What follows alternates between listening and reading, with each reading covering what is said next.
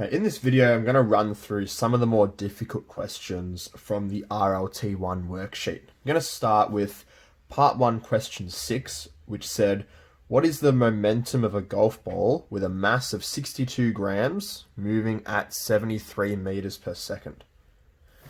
All the notes that were given to you in the worksheet, I have rewritten here so that I can refer to them whenever I need to. So we're talking about momentum. We've got momentum is equal to mass times velocity, P equals mv. That's our equation. You can also use the diagram given. If you're trying to find momentum, which is P, you cover the P, so you know P is equal to m times v. The other important thing to know is that the units for mass is in kilograms, and the units for velocity are meters per second. So let's first figure out our mass and velocity. The mass of the golf ball, m, is 62 grams. But remember, in the formula, we need mass to be kilograms. So how many kilograms is 62 grams? Well, we should know that there are 1,000 grams in 1 kilogram. So if you go 62 divided by 1,000, we get 0.062 kilograms. You could also just type it into Google if you needed to, but the conversion is divide by 1,000. So 62 divided by 1,000, 0.062 kilograms. They've already given us the velocity in meters per second. Velocity is 73 meters per second. Now, if we simply apply our formula of P equals m times v, we have 0.062 kilograms multiplied by 73 meters per second.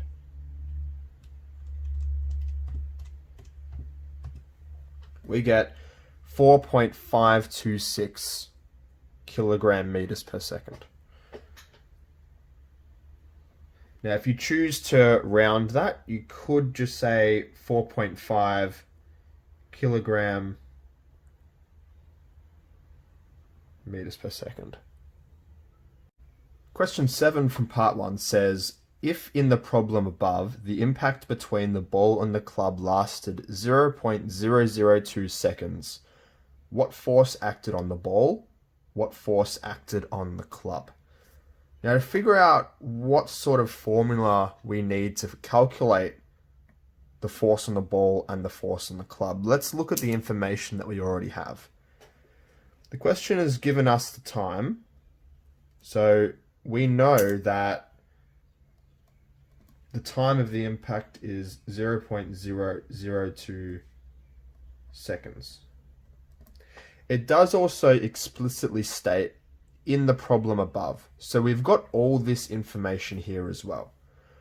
The key piece of information is the ball's momentum. Let's say the ball starts on the tee stationary. So if it's not moving, if it has a velocity of 0, its momentum is 0 kilogram meters per second at the start.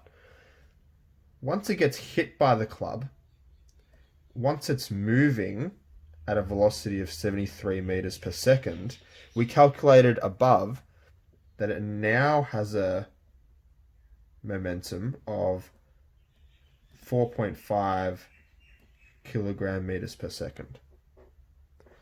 So we know that its change in momentum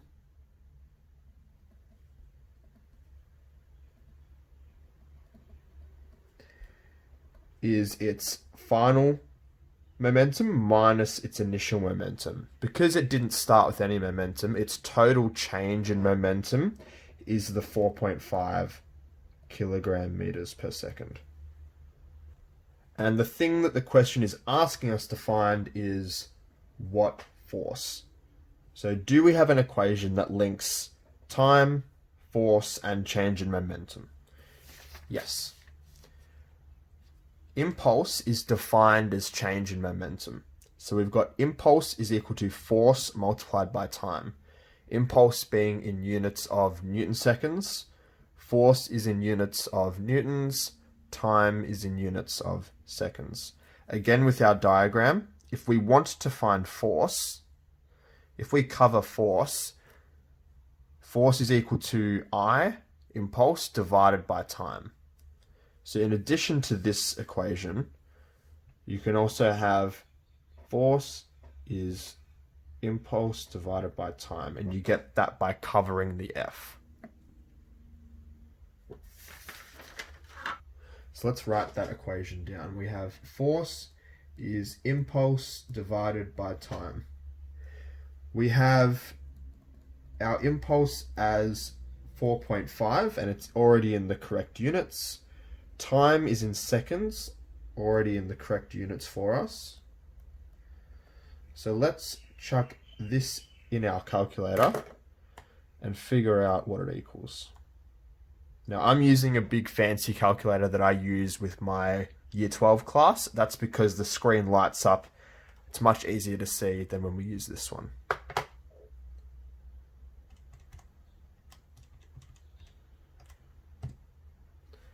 So we have the force is 2,250 newtons. Now, if you have a slightly different answer, it may be because, if you remember in the previous question, this was 4.526, I think. If you decided to include the 26 on the end and it carried over here, you would get a slightly different answer. It just depends sometimes on how many decimal places you use. Question 8 for part 1. For how long a time must a tow truck pull with a force of 550 newtons on a stalled 1,200 kilogram car to give it a forward velocity of 2 meters per second? Let's start dissecting this problem by identifying what information the question gives us and what is it asking us to find. We've got a force of 550 newtons. So our force is 550 newtons. The mass of the car is 1,200 kilograms. It does say it's a stalled car. So let's say V1, this is the starting velocity. So the velocity at the start is 0 meters per second. And we want it to end up with a forward velocity of 2 meters per second. So it's V2, its velocity at the end will be 2 meters per second. The quantity the question is asking us to find is how long a time. So T is what we are trying to figure out. Now this question is a bit difficult because it requires 2 steps. First, if we can figure out the impulse, so if we can figure out the change in momentum by using our momentum equation, then we can apply the impulse equation to figure out the time. Let's start by finding the change in momentum. So if we look at, let's calculate P1 using our V1. P1 is the car's momentum at the very start. At the very start, its mass is 1,200, and we multiply it by 0 meters per second. So P1, 0 kilogram meters per second. It's got no momentum. Now let's calculate P2. Its mass doesn't change, it's still 1,200 kilograms, but at the end we want it to be moving at 2 meters per second. 1,200 multiplied by 2. The car will have 2,400 kilogram meters per second of momentum. Therefore, its change in momentum, the impulse, is the difference between these two. Obviously, 2,400 minus 0 is just 2,400. So its impulse, 2,400 kilogram meters per second. Now we have impulse, we have force, and we're trying to find time. If we're trying to find time, let's cover t. So t will equal impulse divided by force. Time is impulse divided by force. So we cover the t, impulse divided by force. So let's write that here. T is our impulse divided by force. Now let's fill in what we know. Impulse we just calculated as 2,400. The force is given as 550 newtons in the question. All we're going to do is pop that in our calculator.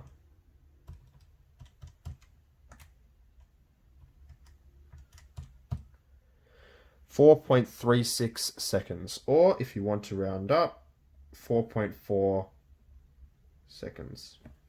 So what that means is, if you have a car that's not moving, that weighs 1,200 seconds, you would have to apply a force of 550 newtons for a total of 4.4 seconds in order for it to have a velocity of 2 meters per second. All right, for part 2, let's start with question 1. A 5 kilogram ball is dropped from a height of 10 meters. Calculate the ball's GPE, which stands for gravitational potential energy. Our formula for gravitational potential energy is mass times gravity times height. Remembering that mass kilograms, gravity is always 9.8, height is in meters. GPE is mgh. Mass of our ball is 5 multiplied by gravity 9.8 multiplied by a height of 10 meters. 5 times 9.8 times 10, we get 490.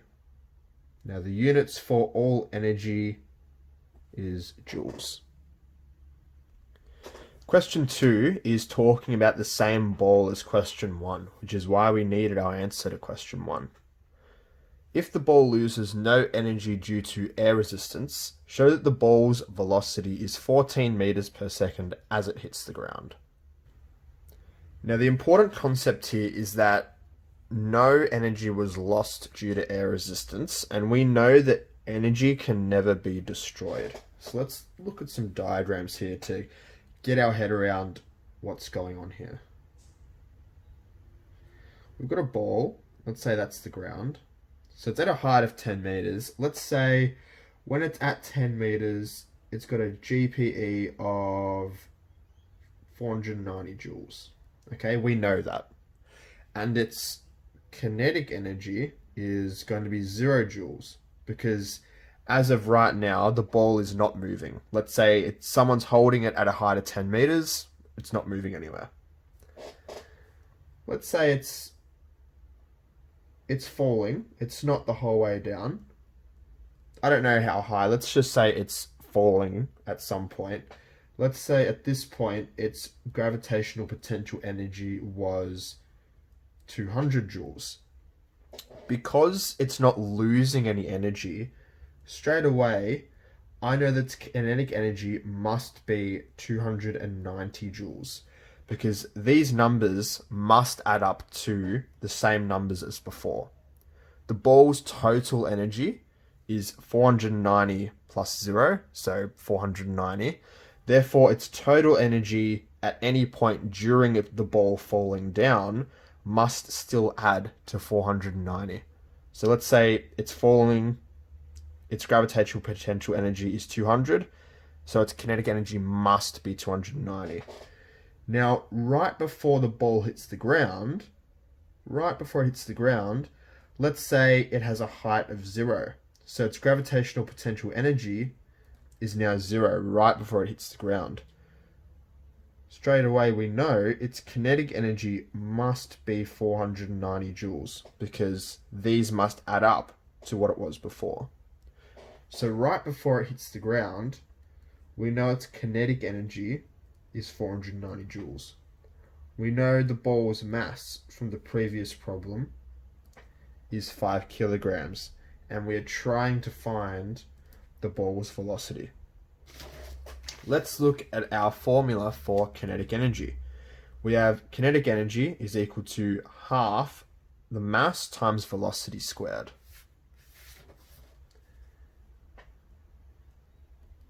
Kinetic energy is half mv squared. Now this is going to involve a little bit of maths, so let's plug in the values we know first and then see if we can figure out V. We have 490 for our kinetic energy equals half multiplied by 5 kilograms multiplied by V squared. Let's multiply half by 5. 0.5 times 5, 2.5. So 490 is equal to 2.5 times V squared. Let's rearrange this equation to have V squared equals something. If I divide this by 2.5, I need to divide this side by 2.5 as well. So I have V squared is 490 divided by 2.5. Now I'm sure you will have done similar stuff to this in your maths class before. So let's figure out what is 490 divided by 2.5. 196. Okay, we have V squared is 196. Now to calculate V, we have to square root both sides. So V is going to be the square root of 196. Let's see what that is. 14. So we have shown that the velocity of the ball right before it hits the ground is 14 meters per second. The difficult part about this question was realizing that right before the ball hits the ground, its kinetic energy must be 490. That was the key piece of information. Once we had that, we could take our formula and just solve for V using some mathematics. Question 3, still talking about the same ball. During the impact with the ground, 196 joules of energy is lost due to sound and heat. How high does the ball bounce back up?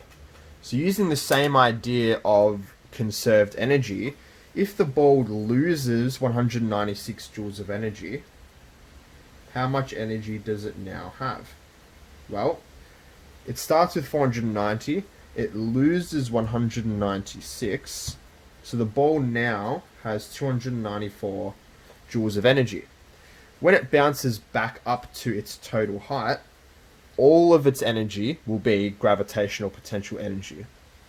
So at its maximum height, the gravitational potential energy will be 294 joules. Now we can use our gravitational potential energy formula to calculate the height. Let's plug in the values we know so far. We have 294 for gravitational potential energy, 5 kilograms for the mass, gravity is always 9.8, and h we don't know yet. Let's multiply 5 by 9.8. 49. So we have 294 equals 49 multiplied by the height. We rearrange this equation for the height. We have 294 divided by 49 is our height. Now let's see what that equals. 6. Now remember, height is always in meters, so the ball bounces back up 6 meters. A pinball spring is compressed by 0.10 meters and has a spring constant of 500 newtons per meter. Show that the SPE is equal to 2.5 joules. Now, in the notes given to you, most of them were elastic potential energy, which is what I think tripped a few people up. I should have made it clear that elastic potential energy can sometimes be called spring potential energy. So you might have SPE or EPE, they're the same thing. So SPE is equal to half multiplied by the spring constant, which is K, multiplied by distance squared.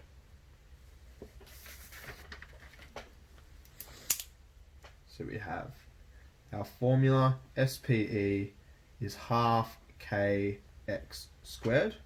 Now, the question tells us that it's compressed by 0.1 meters and it has a spring constant of 500 newtons per meter. So all we gotta do is plug that in. We got half multiplied by 500 newtons per meter multiplied by 0.10 squared. And all we gotta do is pop that in the calculator. So we'll go half multiplied by 500 multiplied by 0.10 squared. That gives us 2.5, which is exactly what we wanted. We wanted 2.5 joules. The pinball on the end of the spring weighs 200 grams. If all the spring potential energy is converted to kinetic energy when the spring is released, calculate the velocity of the ball. So what is happening here? We've got this spring and it's got a pinball on the end of it.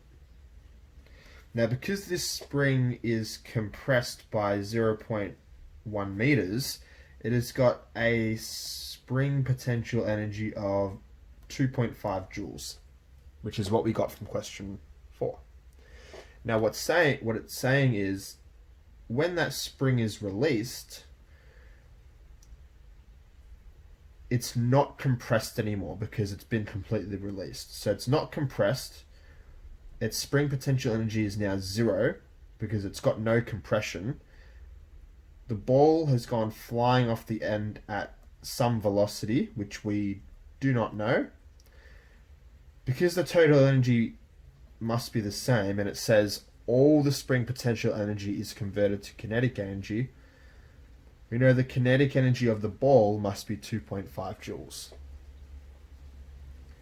If we remember our kinetic energy equation being half mv squared, we just need to plug in our values again.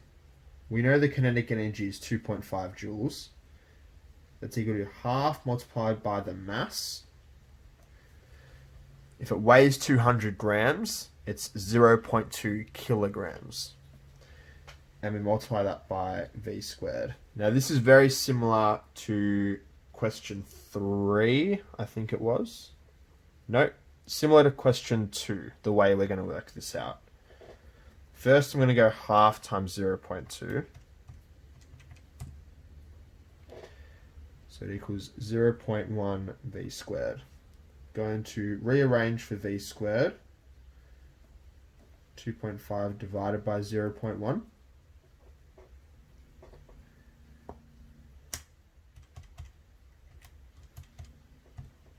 It's 25.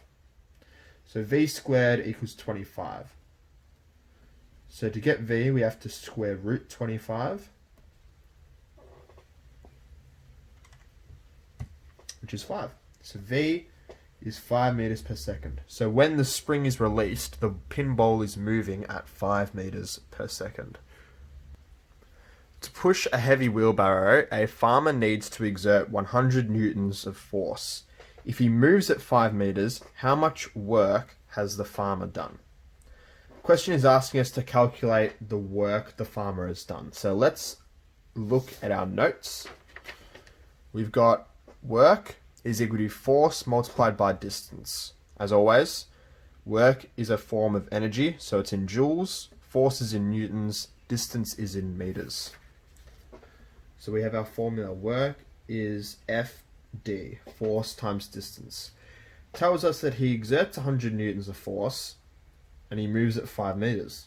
So simply, F is 100, D is 5, 100 times 5 we know is 500. And the units are joules for work, because work is a form of energy. There was a friction force of 60 newtons in the opposite direction to the farmer's push as he moved the wheelbarrow. Calculate the net force acting on the wheelbarrow. Best way to do this, in my opinion, is to draw a diagram.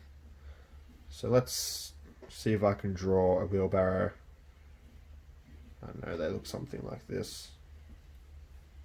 That's our wheelbarrow. The farmer is pushing with 100 newtons, let's say in this direction. Now it says that there was a friction force of 60 newtons in the opposite direction. So this way, there was a friction force of 60 newtons. So if we look at these, if there's a push going 100 this way and a friction of 60 going this way, the net force is this direction of 40 newtons. Because 100 is 40 more than 60.